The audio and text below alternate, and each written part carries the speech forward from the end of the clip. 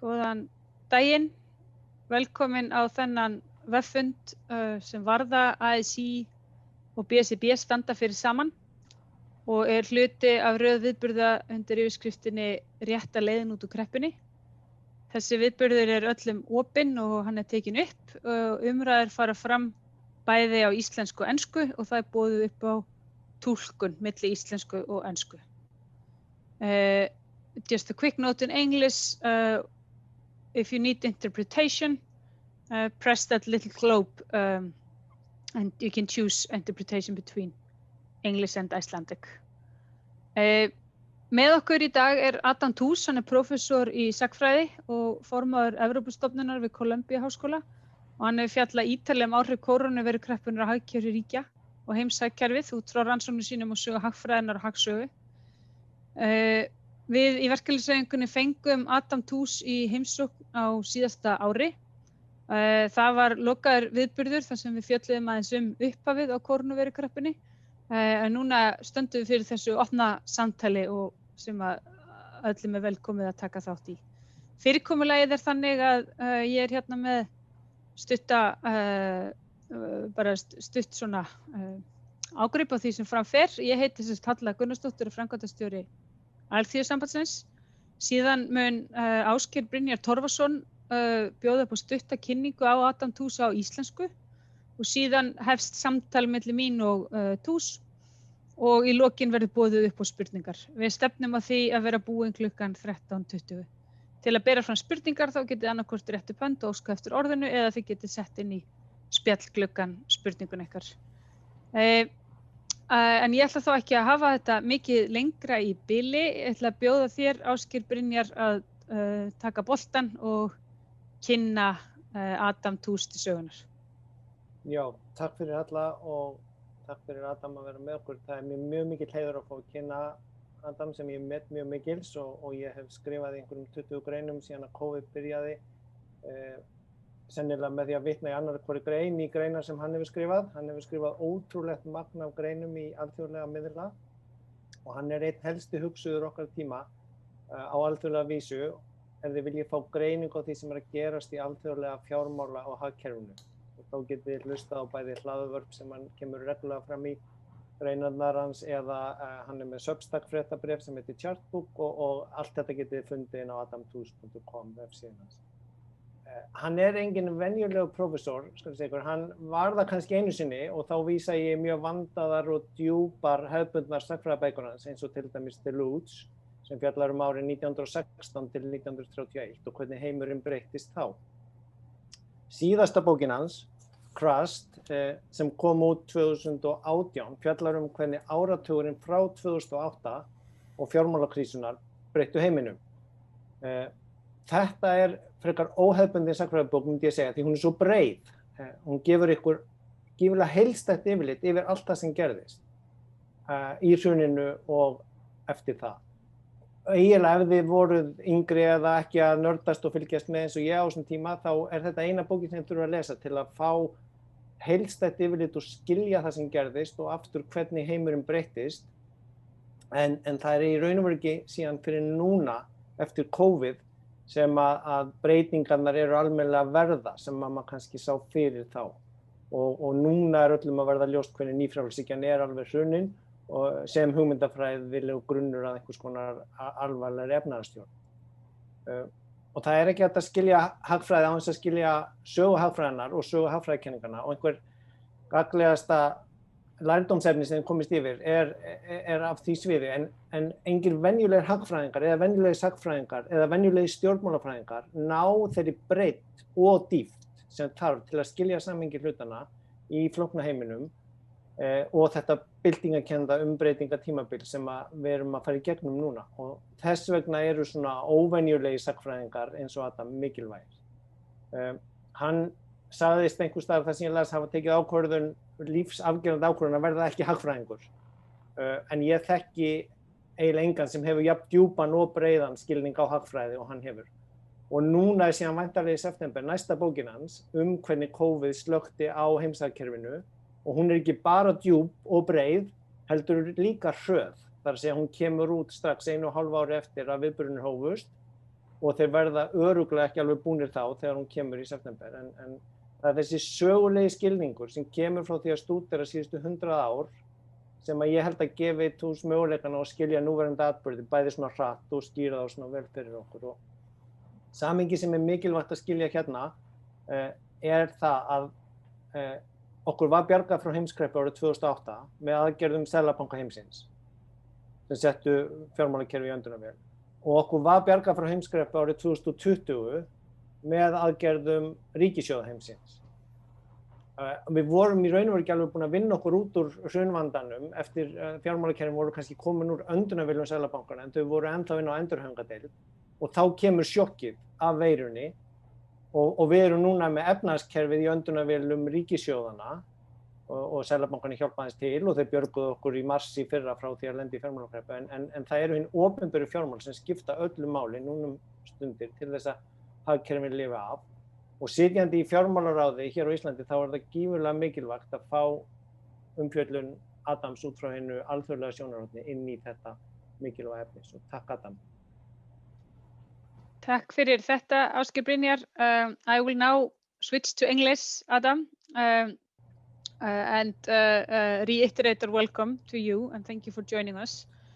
I want to start with a question. You joined us a year ago at here at the labor movement in Iceland for a closed conversation where we were discussing the very beginning of the crisis. I think it was in April last year. And now, okay, we can see vaccinations are underway, at least in the richest part of the world. Restrictions remain in place a year later, and we still don't know how long it will be until everything will get back to normal, if ever. So what has, in this year that has passed since we last time spoke, what has changed and how has the crisis developed? And more generally speaking, where are we now? Well, thank you. And it's a real pleasure to be here. And I hope very much that we will have the chance to continue this conversation, having started in the midst of this crisis. And thank you also for that extraordinarily over-generous introduction. I think that the first crucial thing to say is that in large parts of the world, the epidemic is not over. Mortality and infection rates are actually as high as they've ever been. And in two huge emerging market middle-income countries, Brazil and India, the crisis is far from over. And as we all know, and it's not just a platitude, we're not safe. No one's safe until everyone's safe. So this isn't done. This is not over. The great fear of everyone is, of course, a mutation, a serious, dangerous mutation. Because after all, the fundamental thing about COVID, as we've known it so far, is it's not as dangerous as the nightmare scenarios suggested a disease could be. We have been lucky, hard as it is to say that, but we have been very lucky that this disease X was not like Spanish flu in its lethality, let alone MERS or the first generation of SARS. So we're not done with this yet. The rich countries, the well-organized rich countries, or the rich countries that were able to organize at least the vaccinations well, can see what looks like the light at the end of the tunnel. And the biggest change, obviously, I think, has got to be in the success of the vaccine program. It was a huge gamble. There had never been a vaccine for a coronavirus before. We had never developed any vaccine as quickly as we needed to develop these vaccines. And we succeeded. And it's important again to say, it isn't just the Pfizers and the Modernas, the fancy mRNA vaccines that succeeded, but lots of countries have developed more or less effective, grosso modo, effective vaccines, which are adequate to stop the spread of the disease. Most of my family in the UK was vaccinated with AstraZeneca. And it's not the gold-plated best option, but it works, and it has allowed the UK to take steps in the right direction, even at, regrettably, a certain tiny risk to a small number of people. So that is the fundamental thing that's changed. And I think this has huge implications for political economy. We should regard this as a political economy topic, first and foremost. Obviously, the science is wonderful and we should celebrate the men and women in the laboratories all over the world. But we need to regard this as a political economy problem. I think, and this is true, of course, with regard to climate and the Anthropocene generally. We have to stop thinking of technology and science as a gee whiz, boutique thing that happens somewhere that's obscure. What we've learned is if you're willing to throw not even huge amounts of money, but some money, tens of billions does the trick, at big problems, you actually get solutions quite quickly. And they aren't systemic solutions. They don't change the virus zoonotic disease environment. They don't solve the social problems which have been exposed in so many ways, but they allow us to, in a surgical way, strike at the thing which is most dangerous to us. And heaven knows we need all the tools in our toolkit going forward on all sorts of issues, whether it's hydrogen or, new battery technologies. And I was looking at the numbers this morning. It's absurd. The world spends $30 billion globally on public energy R&D. We're not even trying yet. So what the single most important lesson for anyone interested in political economy going forward has got to be R&D, R&D, R&D. Full stop. We need to increase the size of the pipeline, and it needs to be global. This isn't just something for California or the East Coast or, fancy laboratories in Europe. This has to be a global effort to upgrade our skill set and our research pool and our ability to run giant field trials really quickly in places like Brazil or Indonesia. And so that's the single most important lesson going forward for progressive politics as well. Anyone interested in progressive politics has got to be interested. And you can couch that like Mazzucato does as mission politics. I think she's a little bit starry-eyed about, the space race. Whatever floats your boat, though, whatever gets you going, whatever gets you energized about this, that's where we need to head. And my only criticism of the Biden plan or Europe's next gen EU is it's just not big enough. It's got the right idea, but it's just nowhere near big enough. The other thing we've learned is scale. The astonishing thing about the COVID crisis was it was truly global. When we last spoke, practically everyone in the world was under some form or other of lockdown. Practically everyone. The Chinese were beginning to inch their way out, but that was still an economy under massive pressure. The ILO said that 80% of the global workforce was under one type or other of restriction. And we, as 21st century people, have to wrap our heads around what that means. That's 3.3 billion workers around the world. That's 1.6 billion young people furloughed from education, right? And so the response to that has, yes, got to be trillions, big trillions, not single digit trillions, tens of trillions of dollars have to be put up against these kind of challenges.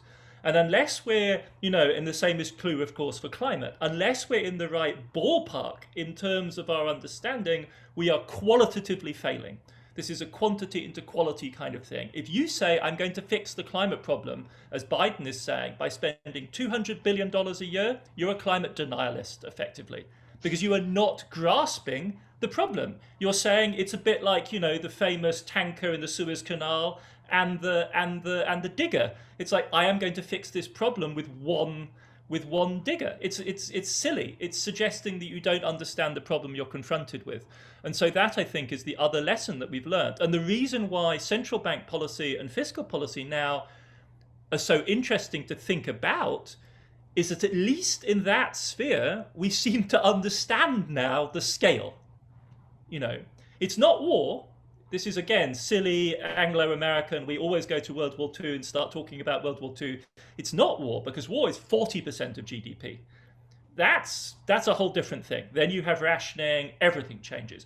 But we do need to be in the 3, 4, 5, 10% of GDP range for most of the things that we need to do at scale and at speed now.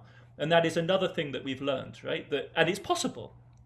It's possible to act on that scale. And in fact, in the defense of some of our rather bad, rickety, unstable systems, like finance, we're capable of acting on that scale. Without too many questions being asked, we go to that scale. So how is it that we're not able, when it comes to something like global public health, WHO budget is a joke, right? It's $5 billion over 2 years. It's less than a single big hospital in New York, like for the whole world. Unless we're serious, and same for energy research, like, and this should be our benchmark. And I think 2020 for us should be a standard against which we say, are you for real? Are you serious? Because we know what it means to be serious now, not just with regard to central bank policy, but more generally. Let me follow up on this briefly before we get back to the crisis. Well, I mean, it's a part of the crisis as well, of course. But the tensions, because you mentioned R&D and you mentioned the scale and the amount of money that's needed to tackle these crises. The tensions between kind of the public and the private, you would always, we know that it's public funds that fund R&D, fund any invention that is needed to change or save the world. But at the same time, there is massive pressure for private profits from that, and we can see this in relation to the vaccinations now and the vaccines. And but also the scale.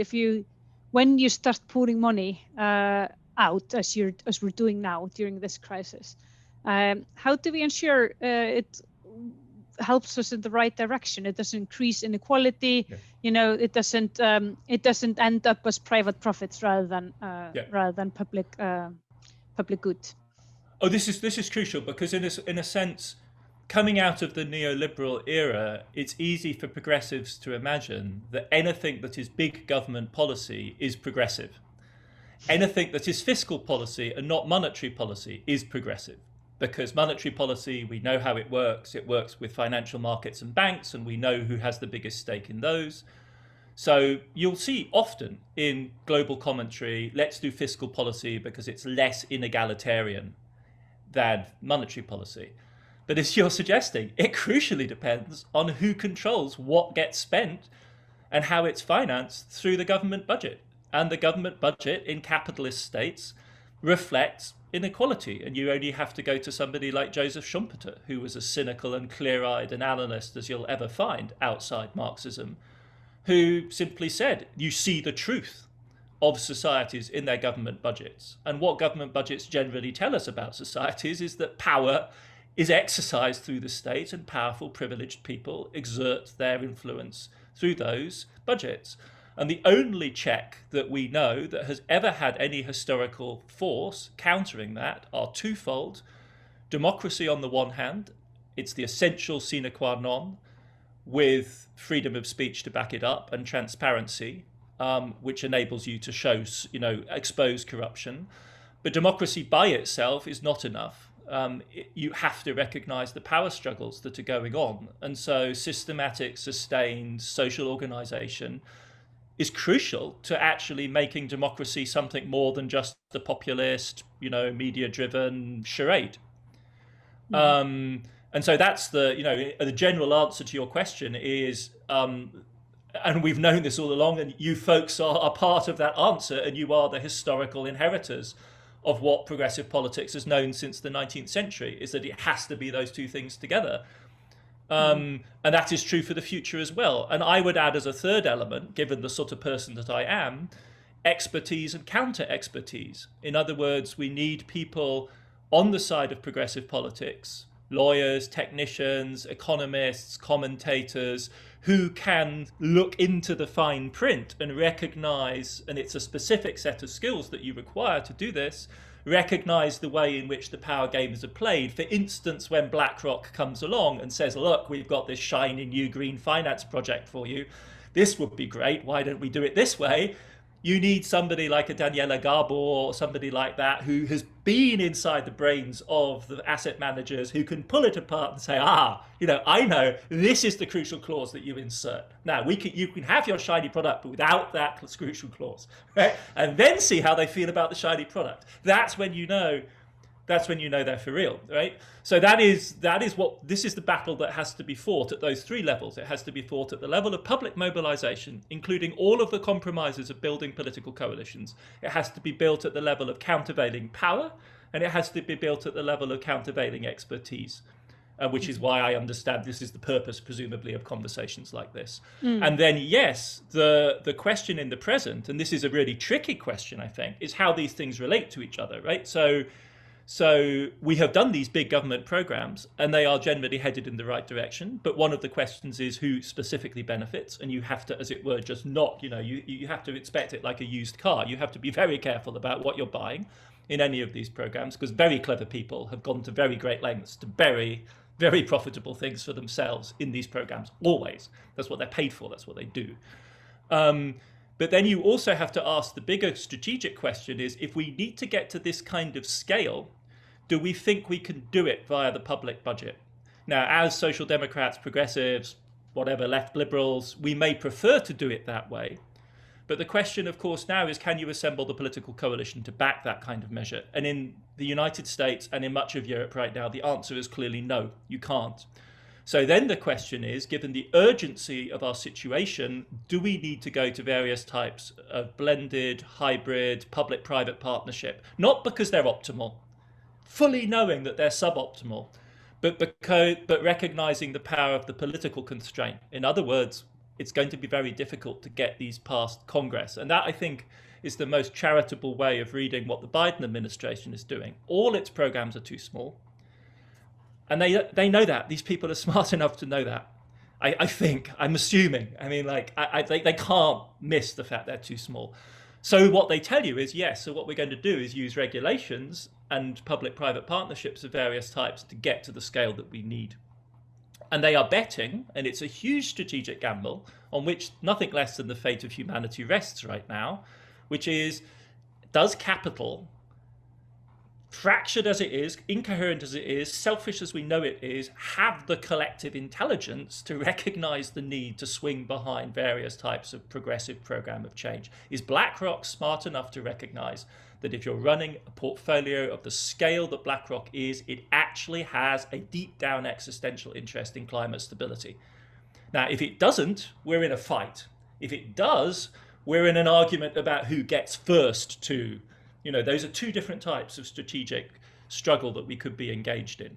And that, I think, and the progressive center people are basically betting that we can find common ground, that BlackRock too understands that even the wealthiest people in the world cannot live the lives they want to live unless we get to sustainability.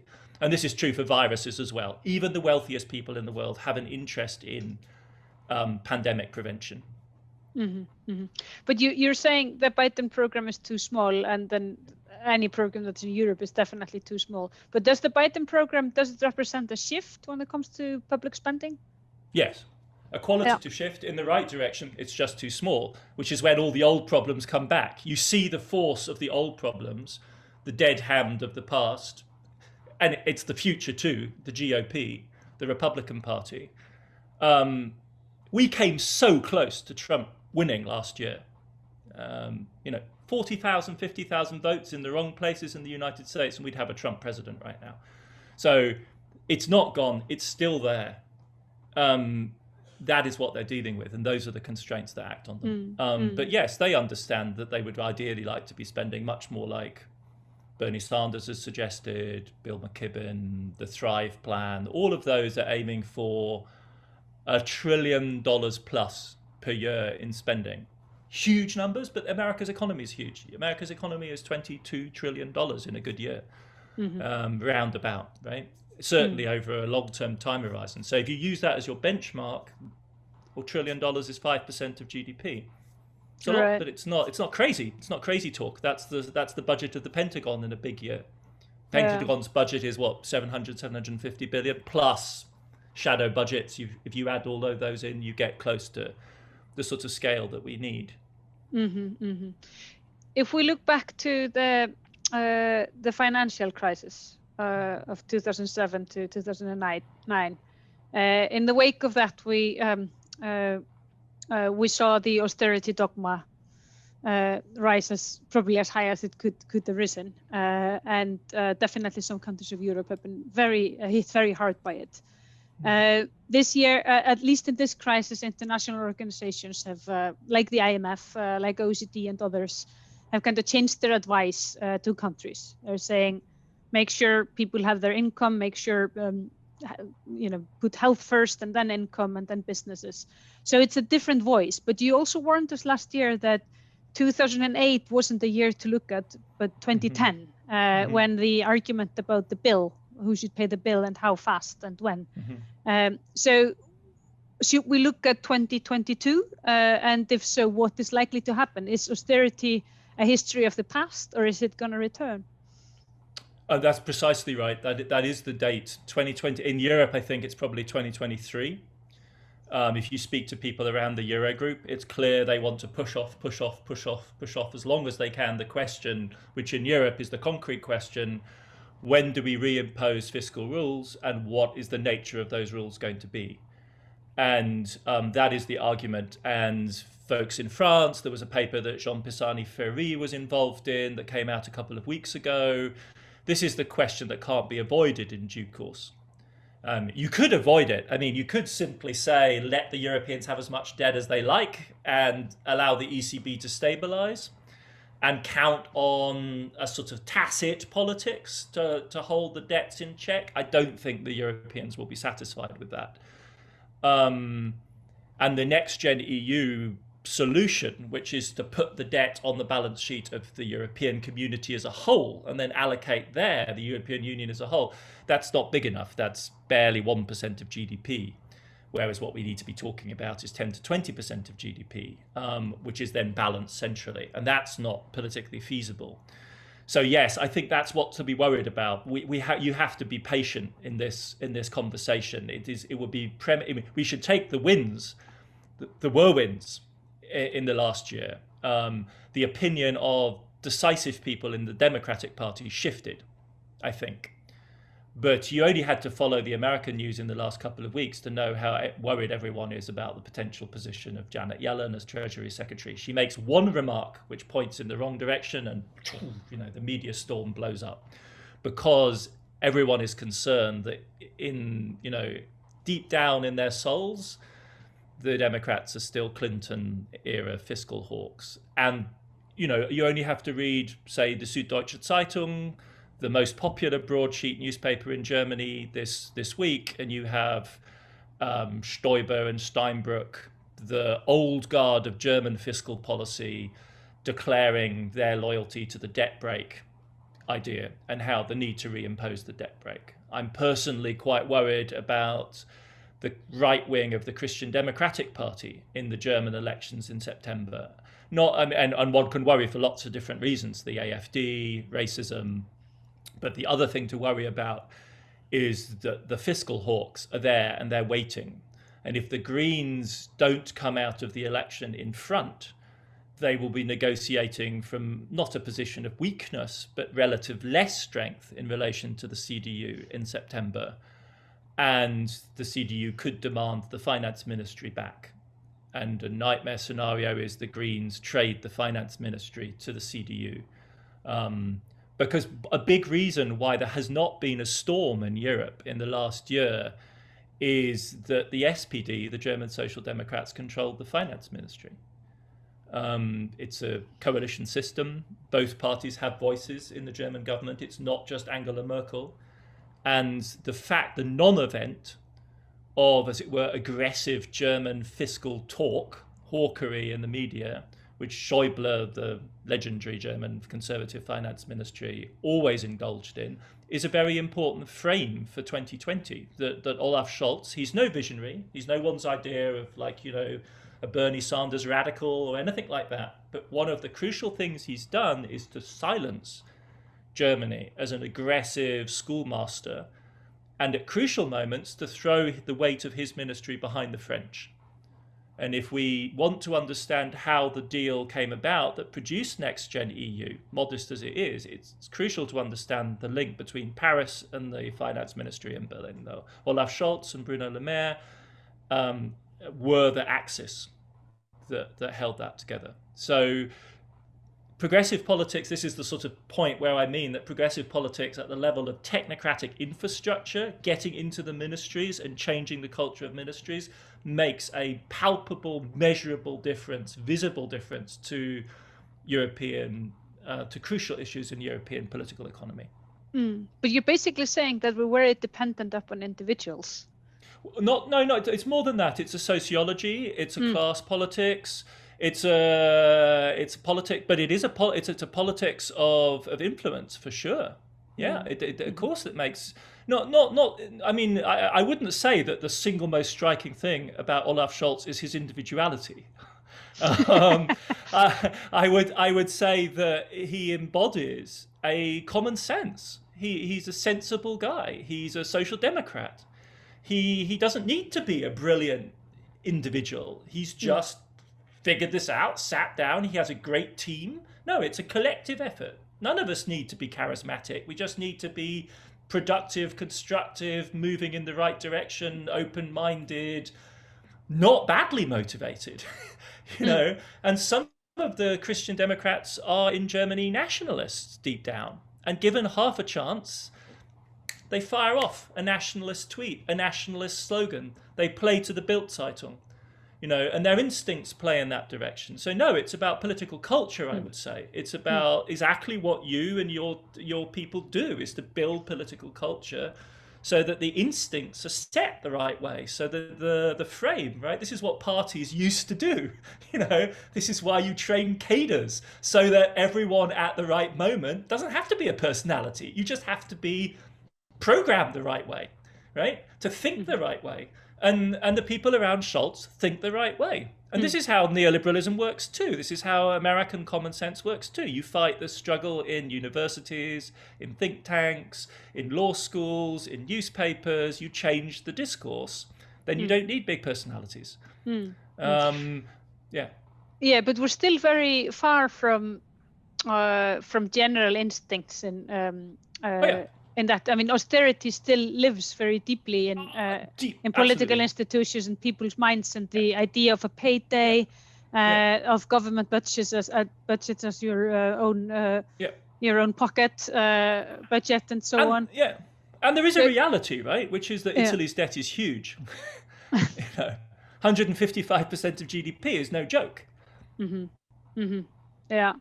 But we can see that in Europe, definitely Iceland, all across the world, fiscal rules were widely cancelled. And here in Iceland, we have a 5-year-old legislation that implemented similar fiscal rules to Europe. And now we're looking back and discussing, like, is 5 years on, one crisis, and the law didn't hold. Do you think the fiscal rules will return in their previous shape? Will there be a difference between how Europe and the US deal with this? Yes, for sure. I think that the notion of rules has a different meaning in different political cultures and different systems. I mean, to go back to our earlier point, if you meant to say, as it were, it depends on individuals, to suggest a kind of fragility, a kind of arbitrary contingent nature, that is the world that we're in, that was the right? point. Yeah. I mean, but that is the world that we're in. This is modernity. Go back to the atomic arms race, or 1914, right? It's both railway timetables and the Kaiser. It's both, you know, the nuclear arms race and the Cuban Missile Crisis. It's always the combination of contingency and deep structure. And the rule-based model for fiscal policy has huge attractions to lots of people because they're afraid of democratic contingency. They're afraid of voluntarism. They're afraid of populism. And the left has moments when we should be afraid of populism. Like, why, you know, it's a scary thing, democratic sovereignty. So you can see what the attraction is, but in Europe and the United States, it's going to take on a very different form.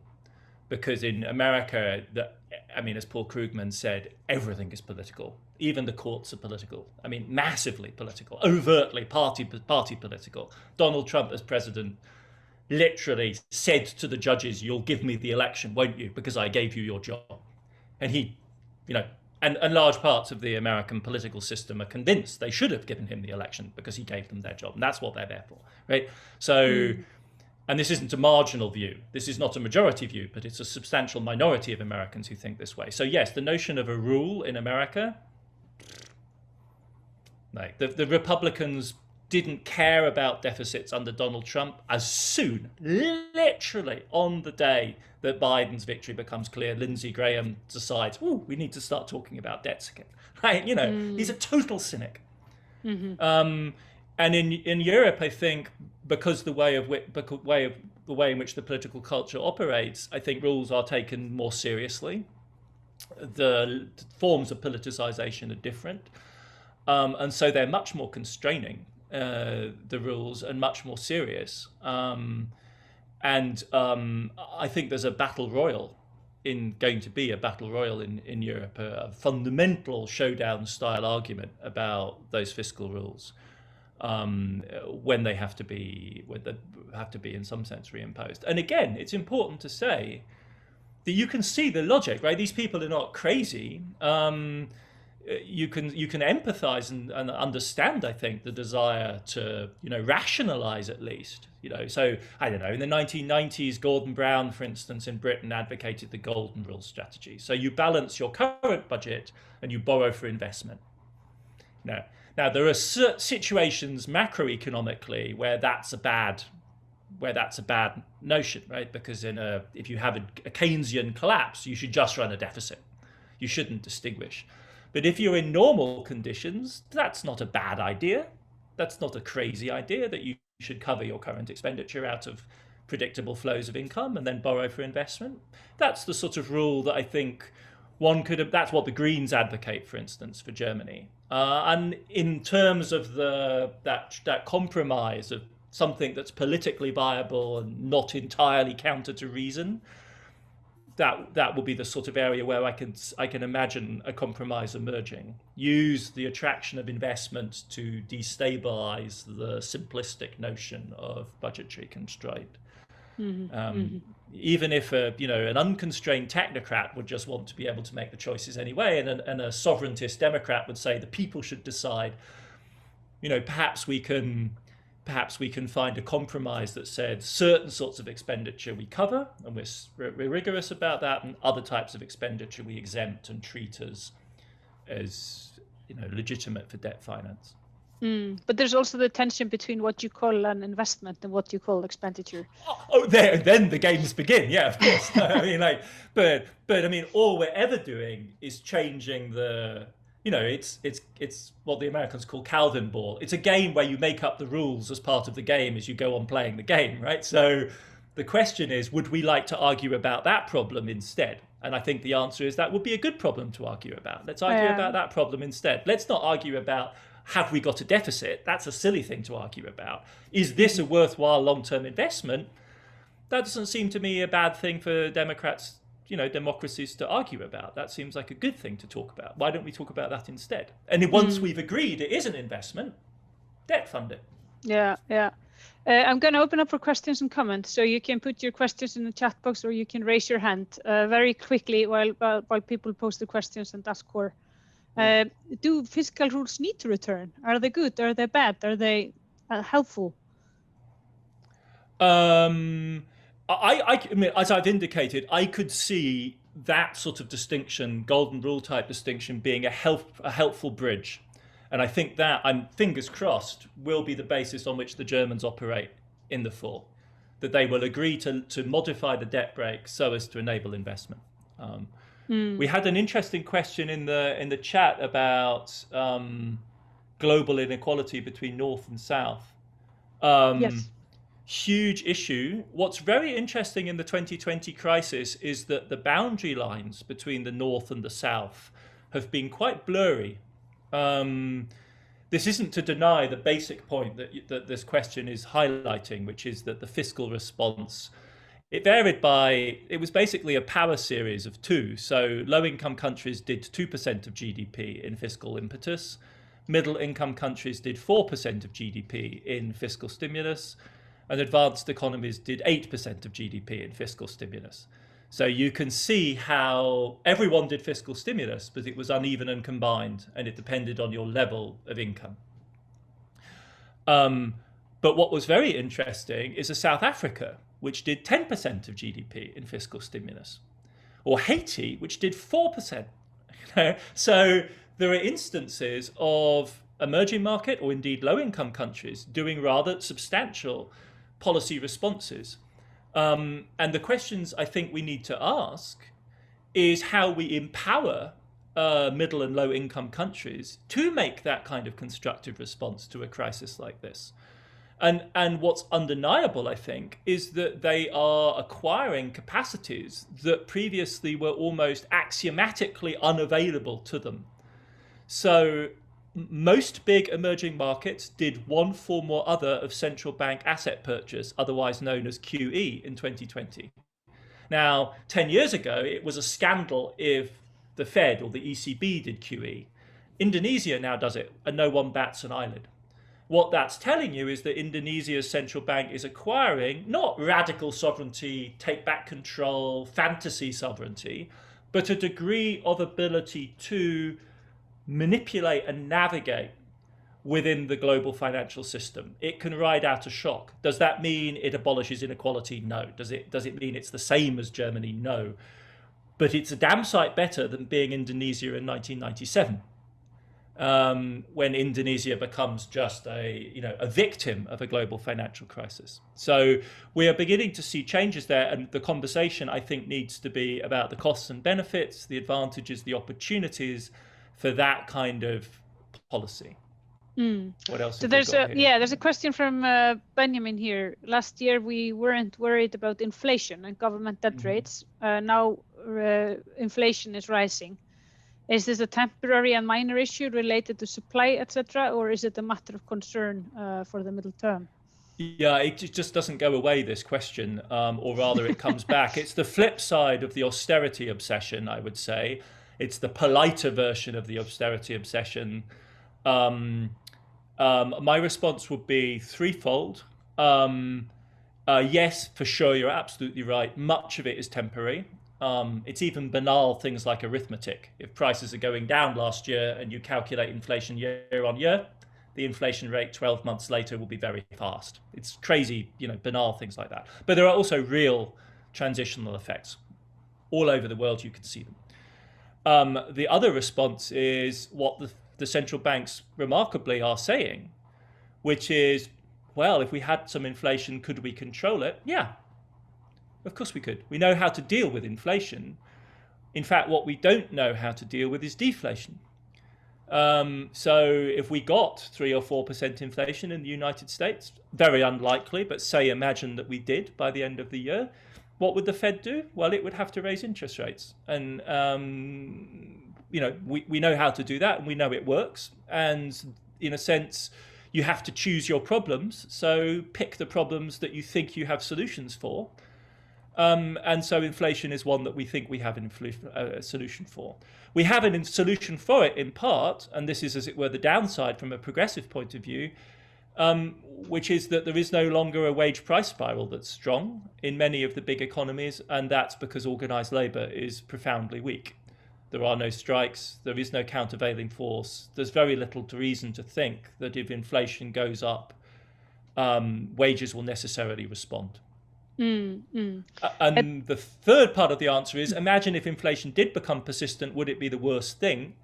Well, it would be better than persistent deflation, with the specific reason that it would help us deal with the debt problem. There is nothing that would more rapidly eat up unbalanced, say Italy's 155% of GDP, than nominal GDP growth in Italy of 4% or 5%. And the easiest way to get there is to have 2% real GDP growth and 3% inflation.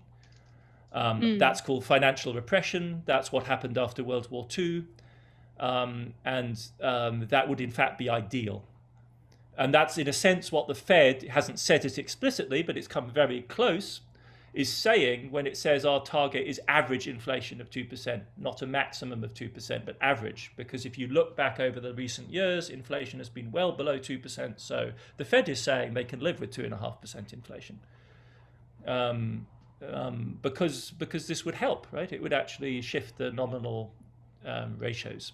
It would be a small tax, a small incremental tax on people with monetary assets.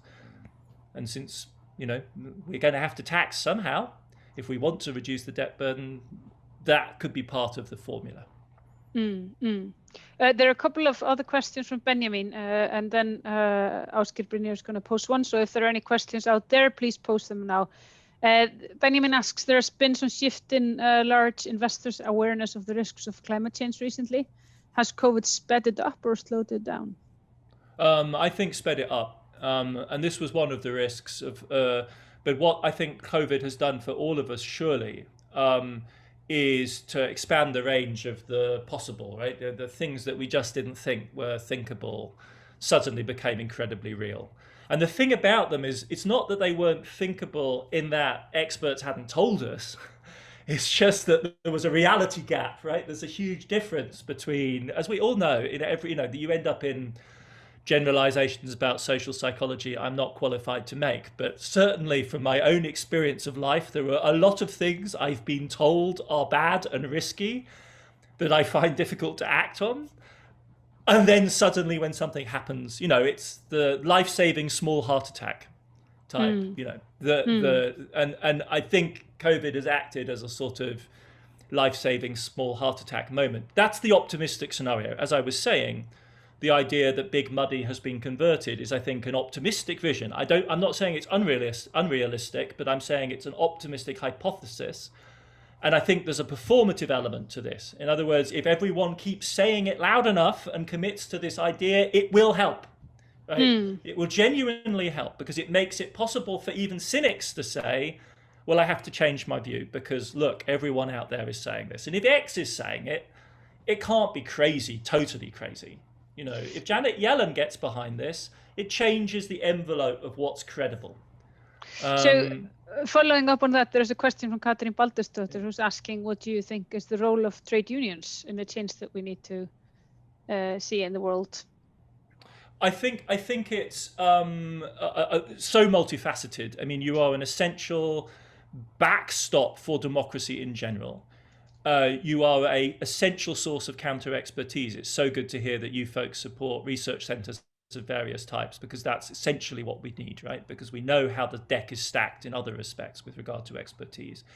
But I also think it's clearly you have to be hubs for thinking about the employment, labour market, just transition implications of the changes that we need to go through. And the message, I mean, what I take from reading the reports on this is that, and I don't want to get behind the Biden slogans here, but I think they're basically right, is that climate change is the least of our problems in the labour market. There aren't many serious predictions of transition scenarios which suggest large negative impacts in the labour market. Some churn, but even the churn is relatively modest. If you ask the consultancies, if you ask the European Commission, if you ask the OECD, they'll all tell you that their other drivers of change are far larger. So they think digitization is going to have a much bigger impact on labour markets than climate change is going to have, because it's more pervasive, it affects absolutely everything. And it's an order of magnitude almost, difference over the course of a 30 or 40 year time horizon.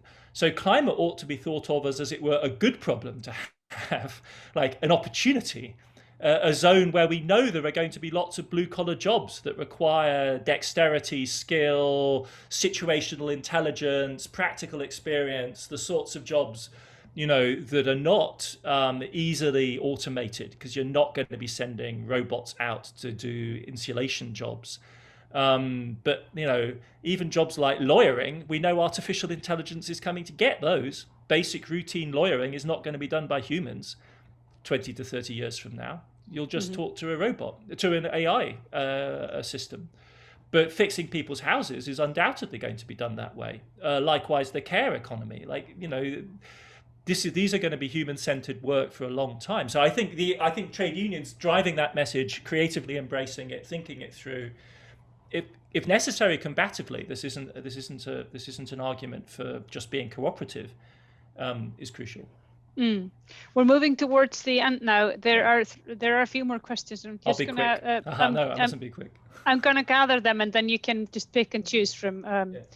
Stefan Olafsson asks, given that Biden's measures are too small, is the US going to come from the COVID crisis with even more erosion of the social fabric, increased polarization, and increased inequality? Benjamin Julian asks if we will ever see the end of private sector-oriented QE, and how will it look like? And then I'm going to allow Andri Már Jörundsson to pose a question in person. Andri, if you unmute yourself, you should be able to. Yeah. Hi. Hi. I've just been wondering, because in the United States and Europe, the interest rate of the central banks has been so low for so long time. Isn't the market or the borrowers or the companies, aren't they dependent on low interest rate? And I'm so worried about, don't we have a big problem if the central banks will suddenly raise interest rates if they can't just afford it? Will we just have another big collapse? Thank you. Thank you, Andri. So this goes hand in hand with the second question. I mean, for the reason that you just suggested, I think we are likely to see QE for the foreseeable future. I don't think the idea of returning to a, market-driven, hands-off, floating interest rate, shall we call it, kind of regime is plausible. I think we're in a dirty world. We're in a dirty float, dirty interest rate world for the predictable foreseeable future. And there is no reason to be, overly alarmed about that. If you look in the history of capitalism, the period of most broad-based affluence and growth in the West, at least in the 50s and 60s, was one of massively manipulated interest rates and financial systems. And China is clearly heading in that direction. That's the future. The Chinese have a hugely complex 1950s style multiple interest rate, manipulated interest rate model. And I would regard that as essential and opens the door to various types of creative politics. Does it mean that everything is arbitrary, to a degree contingent? Absolutely yes. We have to move away from a naturalized hope that somehow there's a grounding, foundational economic law that we ought to be, following.